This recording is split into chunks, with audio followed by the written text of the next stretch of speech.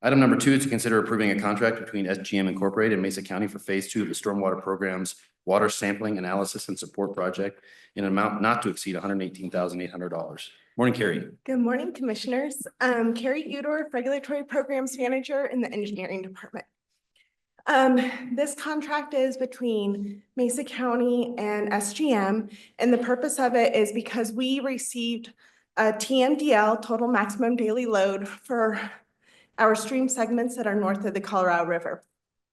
They're impaired. 2 segments are impaired for E. coli, and then the other segments are selenium and iron. And the purpose of this is to do sampling that comes directly off of our streets from our storm drain systems and make sure that we really capitalize if any pollutants are coming from us, from the MS4 specifically, that we know what they are, and maybe we can do outreach activities associated with them.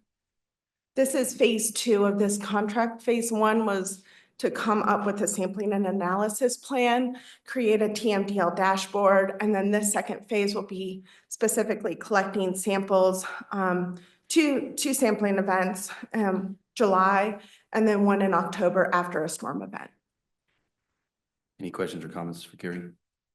We have to wait for the storm event. We do, well, or there's going to be irrigation runoff from streets and things like that. An important set of data that we need to have in Mesa County based on what we've gone through the last several years with stormwater and inaccurate data. Absolutely, absolutely. And we're getting a TMDL from our stream segments instead of knowing exactly what's coming off of our streets. Yep. So if we don't have anything contributing, then we can show that to the CDPHE and say, we're doing what we need to be doing for our program. Perfect. Wonderful job, Carrie. Any questions or comments from the audience on TMDLs?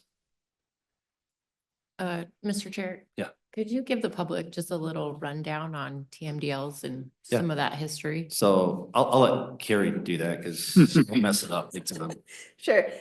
Mesa County has been on the 303D M&E list, which is the monitoring and M&E list, monitoring and evaluation list for many years. For, like I said, E. coli, selenium, and iron.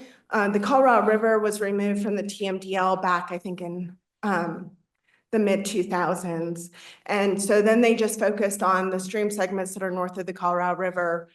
They decided the EPA has a obligation with the state, and the state has an obligation with the EPA to come up with a number of TMDLs for stream segments that are impaired in the state of Colorado. I think it was 2018, they started coming up with our TMDL. Mesa County protested the TMDL. We went through a lawsuit with the CDPHE, and we ended up losing that. And so in 2024, the EPA actually approved our TMDL. And the reason why our TMDL is complicated is selenium is naturally occurring in our soils here in Mesa County. And then we also have 2 stream segments that are impaired for E. coli that get a recreational standard. And if anybody has ever been in the stream segments north of the Colorado River, kids really aren't readily playing in those stream segments, and they really should be an agricultural use segment on those. And so this will really help robust our sampling and the event. And we've really done a lot of work on this TMDL. We've done MST markers, and we're doing a lot of work with the USGS to try to determine why our sampling, why the stream segments are impaired. Great. Any last opportunity to comment on item number 2? Do you have a comment?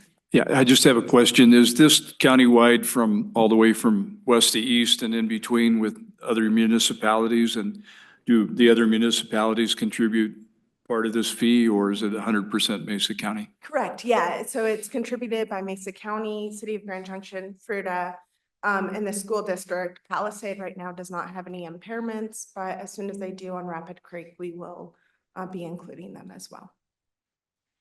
Just a little background information for the public.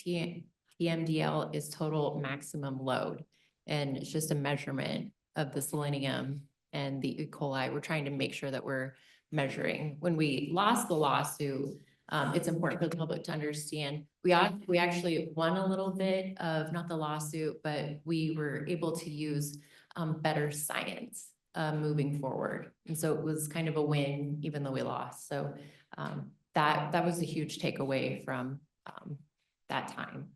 So thanks, Gary. Thank you, Carrie. All right, seeing no public comment on item number 2, I will entertain a motion to approve this item as entered into the record. So moved. Second. All in favor? Aye. Aye. Aye, motion carries 3-0.